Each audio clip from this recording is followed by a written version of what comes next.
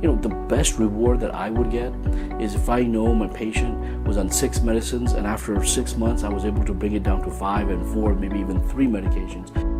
That would be a reward for me. I mean, that's what we should be focused on. That should be our target. And over the years, I think we've lost the true meaning of health. And so we need to go back to WHO, World Health Organization, in the mid-40s defined health. And I feel like that is probably the best definition of health even today. And they basically said it's not merely the absence of disease, meaning a patient can look physically healthy. They can look great. They weigh perfect. BMI is perfect. Muscle fat ratio is great.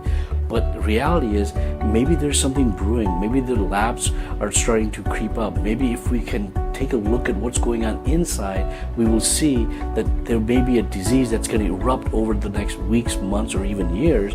And there may be a time that we can stop this pattern. And the only way to do this is to get quarterly labs. A 25-year-old comes in for the first time to a clinician's office to establish a relationship. So as a routine, we would get baseline labs, and the baseline labs would include an A1C, and that's the standard of care, to put in a marker that would be a pre-diabetic screen, obtaining an A1C. That's what the standard of care is. However, it's an absolute myth that A1C is a predictor of diabetes. It's actually designed to evaluate the compliance of medications and diet once the patient has been diagnosed with diabetes, not to make a pre-diabetic diagnosis, because A1C is a measure of the RBC function and the amount of sugar that's on the RBCs. And the RBCs in our blood only last for about 90 to 120 days. Pre-diabetic, it's a fallacy and a false satisfaction to the patient to say my A1C is okay, because it's only a 90-day indicator. What we should be measuring, what is optimal diabetic care, would be to obtain the insulin level. Why? Because you want to go to the factory where the insulin is generated, and pancreas is where the factory is. So if we can see the function of the factory, if we can see is the factory getting tired, so if you produce a lot of insulin over a lot of weeks, a lot of months, a lot of years, eventually it's going to get fatigued.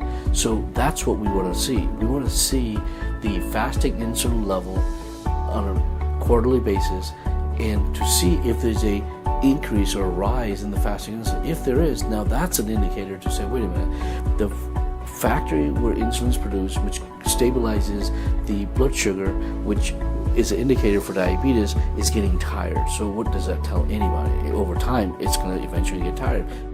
We need to look at the labs, and that is a precursor. That's an indicator of what is to come, or what is one expecting years or months down the road. So getting labs at least annually as a bare minimum is what everyone should be focused on, and that should be our target or our goal, to get annual labs. In fact, one should even look at doing labs every 90 days or every 120 days, quarterly labs, essentially to understand what is going on within and look for signs of early diseases.